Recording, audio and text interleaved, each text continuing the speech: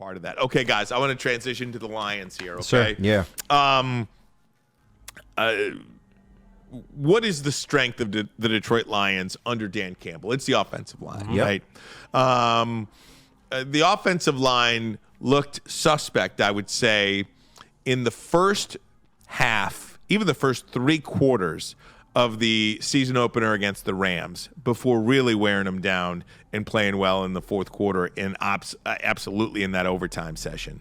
They looked okay, I would say. I'm not even sure you'd give them a grade in that game because they didn't even run the football. They barely attempted to run the football. Jared Goff had 55 passes. But this is Dan Campbell. Yesterday, he spoke to the media at his Monday media session. Yeah. This is what Dan Campbell had to say about his offensive line play. And that D-line, like Levi played out of his mind. Levi played outstanding. And having Reeder made a huge impact. You know, he was in there 25 snaps, but they were impressive, valuable snaps to have. Those guys working stunts and, you know, because that's one thing that takes care of the, you want to nudge Hutch, then you can work him back in the middle a little bit and push the line outside Levi or Reeder or Mack and then bring Hutch back around, you know. So just different games that we've got up front. And a lot of it is transitioning from run play pass into pass, you know. So those guys up front did a really good job. So he's talking about the defensive line there, but nonetheless, so that was a little bit of a transition. But let me get back to the offensive line. This team has to get back to their identity. They do. They've got to figure it out. And we mentioned yesterday that the players, and even just moments ago, just about the players, the first 2 games, kind of like a preseason game. This team has to get back to who they are this week against Arizona. If they don't get, Arizona's a good football team. Yeah. Arizona should have beaten the Bills in Buffalo. They should have. Arizona trucked the Rams at home last week. And they're going to do the same thing to you next week if you don't get it together a little bit, because that's a team that's hungry. That is a team that's got talent. That's a team that's got speed. And if you don't impose your will on them, you're going to have some problems with them. And the way you impose your will on them is you pound them. Yes. You keep the ball pause. You keep the ball on the ground and you let Jahmyr Gibbs, you let David Montgomery, you let those guys eat. And I think that is the most important aspect of this game coming up on Sunday, is that the Lions go back to who they are. Yeah, you need to start doing the dictating, and I totally agree. I do understand the game plan from last week. You had the Bucs missing a lot of people in that secondary. They were missing Kalijah Cansey on that line. So the game plan was to pass. But once they adjusted and that stopped working, you needed to adjust a little bit yourself. And I think that's kind of where Ben Johnson went wrong. Of course, we all know the identity of this team is run first. You have studs in that backfield in Monty and Jahmyr Gibbs. You need to utilize them as much as possible, and that also helps set up the passing game. But this week, I think it's gonna take a little time for this offensive line to gel. I forgot who asked me yesterday. I believe it was JB, but he asked me, like, do you think the Lions miss Jonah Jackson?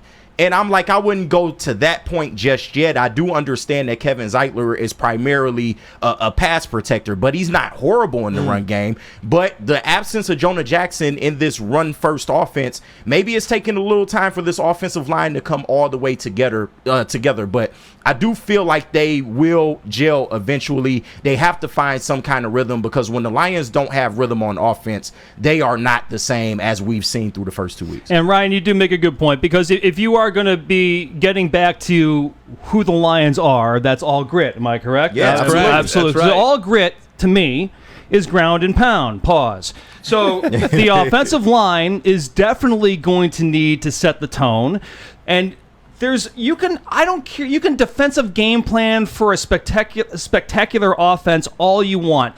But if you really want to beat a spectacular offense, there's only one way in football to beat a spectacular offense, and that's keep them off the field. Right. And the only way to do that is to run the ball. This is a game for David Montgomery. He should be running this ball at least 20 times. I know Jahmyr Gibbs is the weapon that they have on offense, but this is a game for Montgomery to run this ball like a freight train at least 20 times, introduce Jahmyr Gibbs to maybe some hardcore heavy running as well. Maybe it's time for him to smack the line and see what it's like to maybe take a hit or two in that line. He ain't scared. This is the time to run the clock, be all grit, and keep them off the field. And we talked, too, about, we always assume that the offense is going to be there. The offense has to be there. The offense has way too much talent to play like this. Yeah. It's really the defensive unit that I think so many people were like,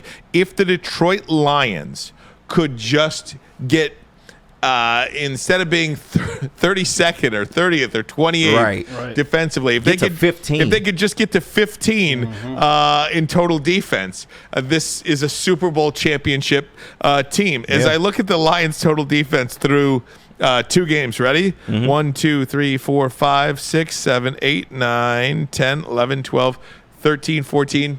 Wow. 15. Stop it. The Lions Stop are 15th right now Wow. in total defense through 2 games. They have played well. And I'm going to back this up for you because I want you to hear it again in the same context. Listen to what Dan Campbell has to say about the defensive line, Levi Onwuzurike included.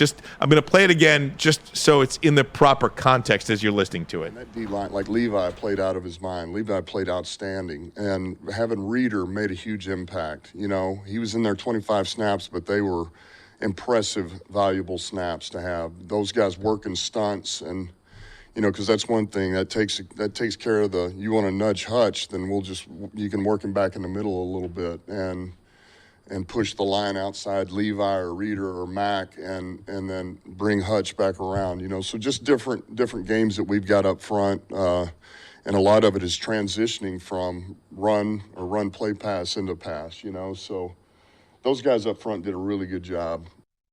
They absolutely did, and we had mentioned yesterday about Aiden Hutchinson too, because those guys up front, I think, are a big reason why Aiden Hutchinson is able to roam free. What we saw Aiden Hutchinson do on Sunday was as dominating a performance by a Detroit Lions defender as we have seen since I can't even tell you Ever who. for me.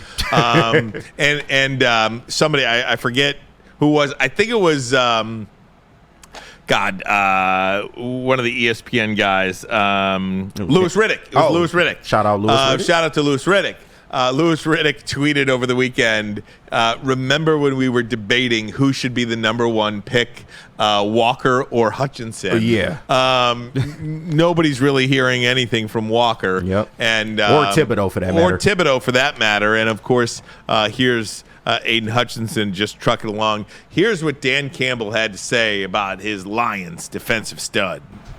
But Hutch he's playing at the highest level you can play right now. And I would anticipate he's going to take it up another notch. He keeps getting better and better and better. Yeah, he's taking it up a notch. What more could you say about this guy? And, as Jay Cruzen, 71 Shout says, out. The Reeder effect, the defensive line effect. I wouldn't even just single it out as DJ Reeder. Yeah, he only played 25% of the snaps. I would say it's collectively that defensive line. Reeder, Onwuzurike, Makai Wingo, baby. These players on their talent is, compared to what Hutchinson was playing with over the course of the last couple of years, it is. And let's not forget about Aleem McNeil here. Aleem McNeil is a rising star in this league. Absolutely. I mean, we kind of just brush over Aleem McNeil like he's an afterthought to DJ Reeder or something like that. I mean, Aleem McNeil is as good. I'm not going to say it's as good as it gets. I mean, because I know there's guys like Chris Jones and things like this in the league. Yeah, of course, but he's great. When you talk about interior defensive linemen in the NFL, Aleem McNeil is in that conversation as amongst the best in the league, upper echelon in the league, guys that you point to and say, I want that guy on my team. And now he's got some help. Yes. As well. It's a collective approach, guys, and what you're seeing with this Lions defense, I did get a chuckle because I've been kind of a proponent about not drafting corners high in the draft, like Terry and Arnold and Ennis Rakestraw, because I always joke that, when it's 3rd and 10, 3rd and 15, 4th and 16, that the defender's always going to get a pass interference penalty on them anyway. Right. It's like, why do you even need good defensive backs? Because the refs are just going to blow the whistle anyway. Well, we found out last year why we do. Exactly. Well, you do, but then you look at Terry and Arnold this year, and he's already got 3 PIs in 2 games. True. But a couple of those I will live with. One of them I thought was a very soft call. The other 2, he was with the defender the whole way, especially if you look at the one from this Bucks game. The only reason he got flagged is because he hit the guy in the helmet. Yeah, no you hit doubt. him in the helmet, you're going to get flagged every time. I get it, and it's more of a, I'm saying this tongue-in-cheek more than anything, with a little bit of sarcasm, but it just kind of proves my point. My sarcastic point. Yeah, a little bit. A little bit. That no matter the best defensive back you have on your team, no matter how good a defense he's playing, he's going to get called for a PI in a big spot. And that's just something that I think, that is the world we live in. That is the NFL. Absolutely, guys.